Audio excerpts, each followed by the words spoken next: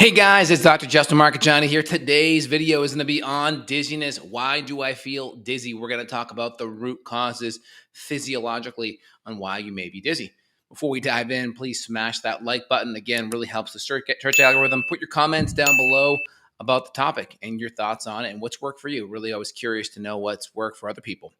All right, so let's dive in. So when you feel dizziness, in conventional medicine terminology, a lot of times there's going to be association with a change in body position, whether it's bending over, standing up fast, and there's this orthostatic hypotension phenomenon that tends to drive a lot of it, right?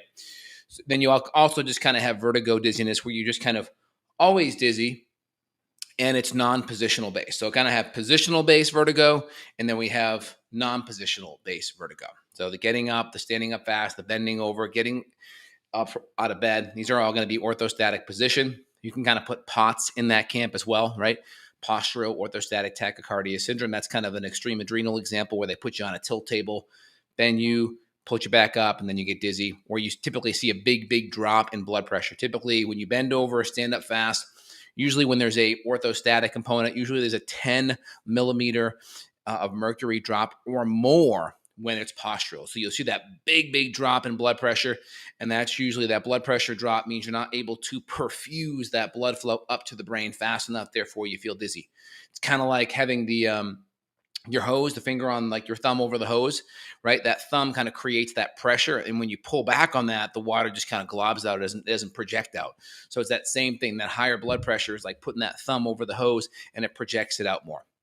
Now, when we look at a lot of the non-positional based vertigo, and there's also one other phenomenon on the positional side where there's different crystals, otolith crystals in the vestibular canals that can kind of be, stimulating some of the nerves in there. And you can kind of flush those out with some different BPPV techniques with tilting the head back, turning it, and then doing some percussion to kind of flush those crystals out. Now, on the non-positional side, where you have vertigo, a lot of vertigo symptoms can actually be exacerbated by gluten and autoimmune thyroid issues. So there's a big autoimmune component, food sensitivity, gluten component on that side. I've seen that time and time again. And again, a lot of times with these issues, there's going to be an electrolyte imbalance. Now, a lot of times electrolytes could be you're not consuming enough good, healthy sea salt, sodium chloride, magnesium, potassium. And usually you have magnesium, potassiums kind of on one side that you're really going to have to supplement. The other side, you're going to typically use a good sea salt, whether in your water or in your food, to maximize those good minerals. And so we have those two sides of the field playing. We also have good water and hydration being a component. A lot of times electrolytes are carried through good water and hydration. And water is needed to keep our blood pressure up too, right? We need fluid in the system to actually keep the blood pressure up. And then on top of that, we need to be able to hold that fluid. So we have to make sure, one, we're hydrated enough, two, we're getting electrolytes, but three, we have to be able to hold it. So one of the hormones that's really important for that is aldosterone. Aldosterone is made by the adrenals, the outer portion of the adrenals, the glomerular portion. And that helps hold on to that makes the aldosterone. That aldosterone helps hold on to our minerals. So if we have a lot of adrenal dysfunction, and again, on one side we have the extreme, right? We have POTS or Addison's disease, which is going to be the extreme example. But then we have a lot of functional imbalances in between, where we may not have an ACTH test that is a problem, right? Meaning you give someone like a stimulation of ACTH or corticosteroid, you give it to them, you inject it, and you don't see a big increase in cortisol. That's one, or just a overtly low level of cortisol in the morning, right? Where it's at a pathological range. And then conventional medicine, if you pass the ACTH stim, meaning you give some adrenaline, it shoots up your cortisol, you pass. Or if your cortisol serum in the morning isn't abnormally low outside of typically 2 or 3 standard deviations, usually you're fine. But then we know in functional medicine world, you can have some functional imbalances in between. You can have a cortisol rhythm test where you test your cortisol throughout the day, waking up an hour or two later in the afternoon, later at night. If you have a good, healthy cortisol rhythm that goes up in that first hour or two and then gently slopes down, that's a good sign. So you could definitely have cortisol issues where your cortisol numbers, free or total, may be okay, but that rhythm may be a little bit flatter. Or you may even have a reverse pattern where the numbers still look okay, but you're starting a little bit low, you go down and then you go up, or you could be pinballing all throughout the day. It's possible that you're anywhere in between. You may even have free cortisol levels that look low and total cortisol that's normal. And free cortisol is typically not looked at by conventional medicine. Usually when you're running cortisol serum on the blood, usually that's looking at the total cortisol, which is 98% of all your cortisol, but the 2%, 2 to 5% that's free isn't really being looked at on the blood. Now, there's certain testing that we do, certain adrenal testing that we do that involves urine testing, peeing on strips throughout the day, and that can look at free and total cortisol, so we can get a window into both. And so that helps us, one, look at how much free and cortisol, how much free and total cortisol we have, and also gives us a window of where's that cortisol level looking. Because when you're just taking one sample in the morning, it may look okay, but other times throughout the day, it may not look okay. And also, there's a stress response getting a needle stuck in your arm. Versus if you're just peeing on some strips, it's not as big of a deal. It's not as eliciting as much of a stress response with that. So big thing we got to do is first check is hydration. Second check is blood sugar stability. Are we eating good proteins and fats at each meal? Think of proteins and fats as logs on your metabolic fire. So if you're starting a fire, you have to put some logs on that fire. That keeps that fire going and burning strong. Most people are starting a fire with twigs and paper. And you know with twigs and paper on a fire, you'll be feeding it all day long. It's up, down, up, down, up, down. And this is partly what's going to happen with your adrenals if you don't have good proteins and fats on the fire. Now, once the proteins and fats are on the fire, you could throw some paper or twigs on there. Guess what happens? Not that big of a deal because you have those logs lit. And so you can adjust the paper or the twigs, i.e. carbohydrate, after the fact, but you want to have that good foundational protein and logs on the fire. Now, again, we also kind of elucidated out of the gates hydration and electrolytes. We talked about aldosterone playing a big role, and that's made by your adrenals. Also, diuretics can play a big role. Coffee, tea, alcohol. Alcohol inhibits ADH, and ADH works with aldosterone. ADH is your anti-diuretic hormone. So it's your anti-P hormone, right? It's your anti-P hormone. So when you knock out your ADH, it actually promotes peeing. So when you have low ADH, it promotes peeing, it promotes urinating. Everyone knows this. You drink some alcohol, right? Once you pop the seal, right, you're peeing all night long, right? Because that ADH is dropped. So you can have diuretics with alcohol via ADH. Caffeine's just a natural diuretic as well. And that's going to cause you to lose fluid while at the same time potentially losing electrolytes. And when you're chronically stressed, when you have this adrenal stress going on, even in Guyton's physiology, it shows that you will shunt out more potassium out of your urine because of that stress response. Your body is using some of these minerals to buffer that stress, to buffer inflammation. These all play very, very important roles to what's going on. That's why when you look at the root cause is managing blood sugar stability. Why that? Because there's major stress put on your adrenal glands and your hormones. When your blood sugar is doing this all day, your body's having to make insulin and cortisol and adrenaline to buffer the highs and lows. When you go high, you're making a bunch of insulin. When you're making insulin, that actually causes you to hold on to fluids. Then you drop it. Blood sugar goes crashing low. And then you have a lot of aldosterone and cortisol. A lot of adrenaline and cortisol to pick it back up. And you're on this blood sugar roller coaster. And then when your blood sugar crashes, guess what you're craving? More junk, right? That's why, and on a bar, when you go to a bar, right? What's the first thing they do when you go to a bar or a restaurant?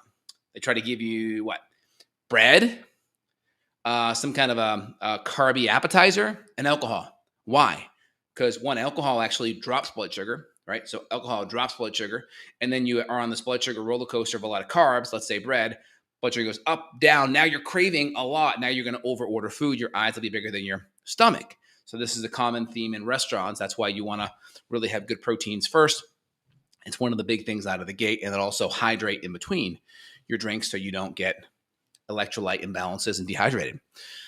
So if we kind of recap everything, right? We have dehydration, so making sure we have enough water, making sure we pinch a little bit of sea salt in that water. In my line, we'll add extra potassium. I have a product called Potassium Synergy that's got about 1,300 milligrams of potassium to 130 on magnesium. I like that because most potassium products don't get over 100 milligrams. So you're taking 13 to 20 pills a day. It just becomes annoying. So the powder is nice to get the potassium up. We need 4,700-ish milligrams per day, according to the, I think it's to the FDA says that, or CDC, one of the major health organizations. So it's like 4,700 milligrams. Go run your food through chronometer. Most people aren't getting half of that. So, and half the population isn't even getting magnesium sufficiency. So potassium, magnesium is going to be a big one. Hydration, another one. Blood sugar stability, another one. We talked about vertigo type of dizziness, right? That's the other kind. That can be autoimmune based. A lot of studies on vertigo, vestibular issues, Hashimoto's, and vertigo. So gluten's a big one, gluten grains, autoimmune provoking foods in general, blood sugar issues. And then I would say on top of that, getting your adrenals looked at. So seeing where you fall within that adrenal cortisol pattern, because the weaker your adrenals are, typically the longer the problem's been going on and the more support you're going to need to kind of lift you back up. If you have very low free and total cortisol and you have a flat line, that kind of helps me to guide the patient. Hey, this is going to take a while to get better because we're pretty flatlined. Or if your adrenals look decent, then the adrenals may still need support, but there may be other issues we still have to look at that need to be supported as well. And also, if you have gut issues and you're not absorbing your nutrients, not absorbing your electrolytes, not ionizing your minerals because you have low stomach acid or poor gut absorption, these could all play a potential role. So this is the hard thing with functional medicine. When you're doing like research on the conventional medical side, you're typically controlling one variable, right? You have a control group that's just kind of doing their thing. Maybe they're giving an inert supplement or substance. Then you have the actual drug group or the experimental group where you're given the actual supplement or the drug. The problem with that is in functional medicine world, we're moving 4, 5, 6, 7 levers when we're trying to get people better because we want to do it fast and we want to get to the root cause. And we acknowledge there's a lot of inputs into this equation that's driving that person's symptoms and health imbalances, right? It's the upstream systems that are out of balance that trickles downstream to the symptoms. And that's where people, conventional docs, are just managing the symptoms versus going upstream to the systems. And so in conventional medicine world, studies work with just controlling one variable. The problem with conventional medicine is versus functional medicine, it'll take forever to fix a patient if you're only doing one variable at a time. So we try to look at all the inputs, really understand the person's history, what they've done, what's worked, what hasn't, what their daily routine looks like, where their stress is coming from, sleep, hydration, electrolytes, gut function, absorption, all that stuff matters because when we're trying to get someone better, we're moving 5 or 10 levers at the same time. And so that's the reason why conventional medicine tends to be a little bit slow with like data and research because it's hard to control one variable at a time. It really is. But it's good to look at the research because if you see, this one lever over here help this person, help this group of people. Okay, great. We make a note on that with gluten or maybe potassium, and then we add that into the greater treatment plan. So we're moving a lot of things at once so we can get patients better faster. That's really the goal. So again, this is Dr. J here. I hope you enjoyed today's video. When you have adrenal issues / dizziness, whether it's positional or non-positional, we want to look deep. We want to look at the adrenals, blood sugar, electrolytes. Of course, the blood sugar, electrolytes, all those things feed into the adrenals. So we want a complete overhaul and overlook of the whole situation, surveil the landscape so we can figure out what's going on so we can come up with a functional medicine program that addresses the root cause. And again, if you want to reach out to myself and staff, I'll put a link down below where you guys can reach out if you need more help in functional medicine support worldwide. I hope you enjoyed today's info. Let me grab a couple of questions here. Okay. I developed a rocking sensation, swaying sensation a few weeks back, never associated with adrenal function. I have adrenal fatigue. So I'm not sure what you mean by swaying, meaning like, I'm just trying to think, like, is this like where you sway and you get dizzy, or is it more something where it's a neurological kind of sway? Like a Parkinsonian thing or something where there's a vestibular or basal ganglia issue. I'm not sure what you mean, but yeah. So when you have adrenal issues, of course, you're going to have all kinds of weird potential twitching as well in the muscles because those muscles need that sodium potassium pump to work. That's how we have cellular communication. That's how the cells work. And if we have low electrolytes, low sodium, or low potassium, then we're not going to have good cellular communication and function, and your muscles may not work well. You may experience cramping or fasciculations where you're looks like you have a little pulse underneath your muscle. Some people maybe notice it. They don't get good night's sleep. Their eye twitches. Like you feel a twitch. It's kind of like that. Yeah. So impacts on coffee. I think I already mentioned that. Coffee is a diuretic. Alcohol is a diuretic. Alcohol inhibits ADH. That's your anti-pee hormone. So when you lower your anti-pee hormone, then you start to pee, right? That's what kind of happens there. So you're going to lose water. And then with water, you're going to lose electrolytes, especially sodium. And again, if sea salt tends to help you, it makes you feel better. It tells me that it's probably more of a sodium chloride kind of thing. Again, for sea salt, I like Redmond's Real Salt because it has sodium chloride. It's pretty soluble if you get the fine grade one. And there's about 60 or 70 other trace elements in there. So it's a really good whole food, complete type of sea salt. And then for like potassium, magnesium, I use my potassium Synergy. I like that because of the higher dose on the potassium, better than taking 10 or 20 pills a day, which becomes a little bit annoying. So I hope that makes sense. I'll put links down below for products so you guys can see what I recommend and what I personally use. Again, hope you enjoyed today's video. And again, if you have issues like this, start from the foundation, work your way out, start with the simple things, go out. That tends to give you the best chance of success. And again, if you enjoyed today's video, feel free and share with friends or family, guys. All right, have an awesome